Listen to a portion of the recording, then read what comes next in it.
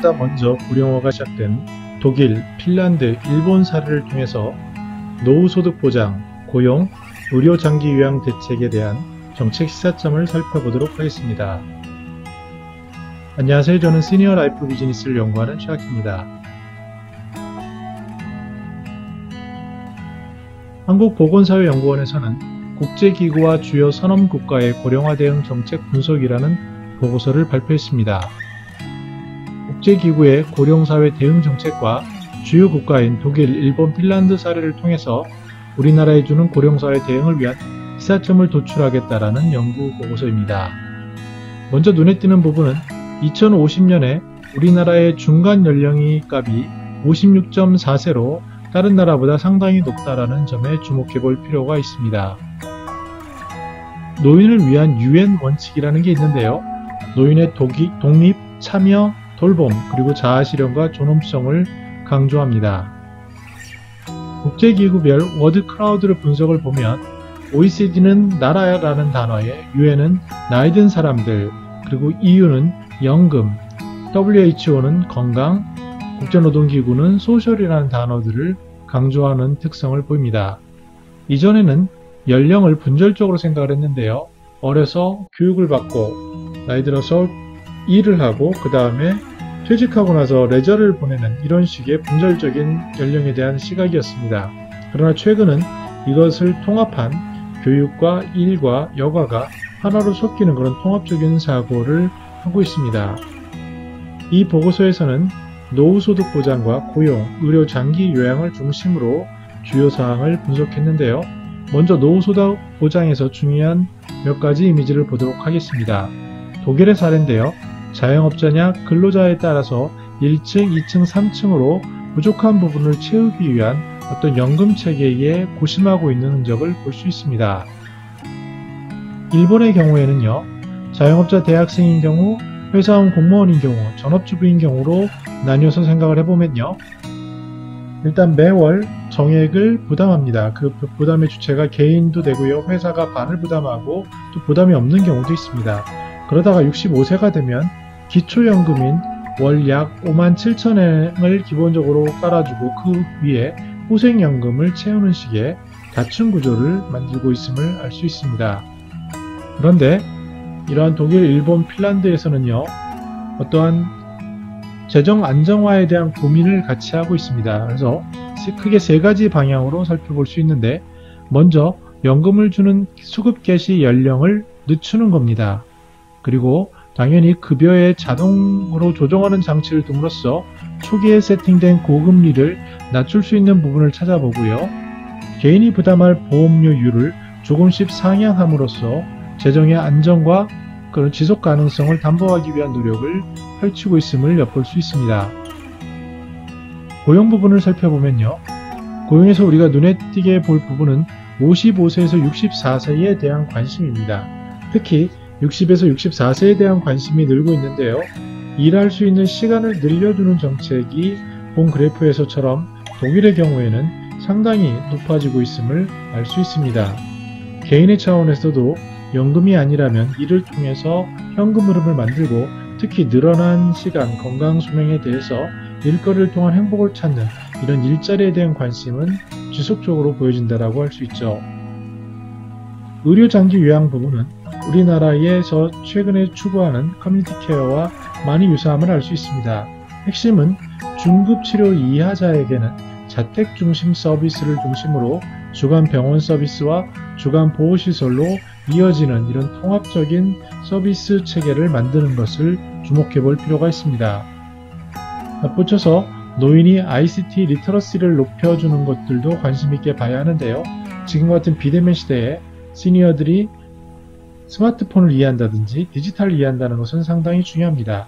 눈여겨볼 부분은 일본의 사례의 경우에 각 지역마다 ICT 리터러시가 높은 노인 봉사자 등을 발굴해서 이들을 배치하고 정기적인 강습회를 개최한다라는 다분히 노노케어적인 관점은 시사하는 바가 크다라고 할 수 있습니다. 건강수명을 연장하기 위한 계획을 세웠는데요. 건강수명은 아시는 것처럼 아프지 않고 나이가 들을 수 있는 나이입니다. 우리나라에선 대략 약 75세 전후가 되겠습니다. 75세가 넘어서게 되면 이제부터는 아프시다가 사망에 이르는 그러한 몸이 불편한 시기라고 쉽게 이해하면 될 것 같습니다. 그래서 이 대략 75세 이거를 더 얼마나 뒤로 높이느냐, 이런 것들에 대한 관심사가 높아지는데요. 이를 위해서 다양한 취업 그리고 사회 참가를 지지하고, 그리고 건강수명 연장 플랜을 위해서 어떤 건강 무관심층에 대해서 교육이나 예방 프로그램을 제공하는 것, 그리고 의료 복지 서비스에 있어서는 로봇이나 AI 이런 것을 통해서 더 체계적인 방법을 만드는 방향으로 개선을 준비하고 있습니다. 제가 가장 관심 있는 내용은 지금 건강지원형 배식 서비스입니다. 아무래도 나이가 들게 되면 1인 가구, 2인 가구 관심이 그 비중이 높아지고요. 이분들의 경우에 삼시세끼를 어떻게 해결할까는 너무나도 중요한 질문이 됩니다. 그동안 평생을 이렇게 해오신 분들이라면 더더욱 여기서 벗어나고 싶은 니즈는 강하죠. 그러다 보면 영양에 대한 부실이 생길 수도 있습니다. 영양이 낮아지고 식사를 제대로 못함으로써 여러가지 질병의 가능성이 높아지는데요.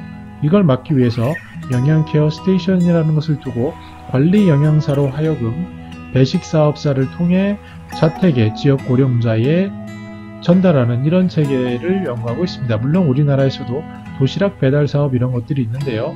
앞으로 점점 이러한 식생활 이런 쪽은 온라인 비대면 주문에서도 보다시피 점점 늘어날 텐데, 이것을 공적인 기관에서 영양사를 통해서 또한 중간의 마진을 최소화하고 이들의 영양 케어와 스테이션을 넓히는 이러한 공공 서비스에 대한 가능성 그리고 발전 가능성은 더욱더 높아지지 않나라고 개인적으로 생각해 봅니다. 정리해 보겠습니다.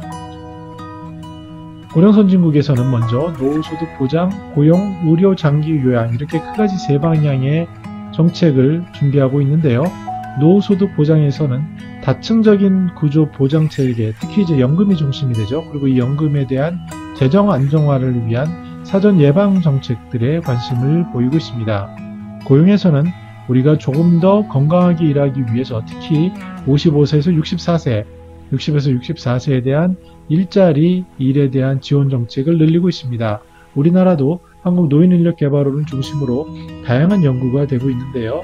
앞으로 이를 통한 시니어들의 건강한 삶, 이를 통한 현금흐름, 이를 통한 연금을 대체하는 효과, 이런 것들에 대한 비중은 더욱더 높아질 것으로 보입니다. 앞에서 보셨다시피 우리나라의 중위 나이가 거의 50대 중반까지 간다는 심각한 수준에서는 그 일을 할 수 있는 그러한 부분에 대한 관심과 에너지는 더욱더 쏟아질 것으로 보여집니다.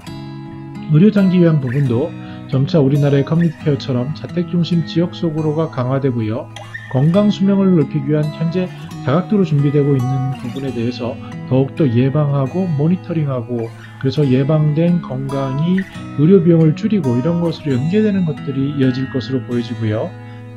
기술적으로 지원하기 위해서 요새 보건소를 중심으로 준비되고 있는 것으로 알고 있지만, 이런 것들이 점차 시스템적으로 배식이라든지 디지털이라든지 이런 식으로 해서 시니어의 삶 깊숙이 식생활이 가장 중요할 수 있는데요. 식생활 그리고 거주 이런 부분을 중심으로 다차원적인 체계가 만들어지지 않을까 생각해 봅니다. 여러분들도 이 보고서를 보면서 느꼈겠지만 우리나라는 이미 상당한 수준의 선진국입니다. 시니어 정책에 있어서도 아직 시작한 지는 얼마 안 됐지만 따라잡는 속도라든지 그 촘촘함이라든지 특히 이제 공직자들이 준비하는 부분에 있어서는 실로 굉장히 놀라움을 금치 못하는 경우도 현장에 있을 때는 간혹 있는데요.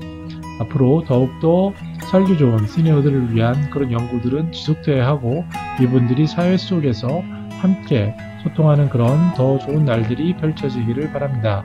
저는 더 나은 시니어 삶 공동체를 연구합니다. 감사합니다.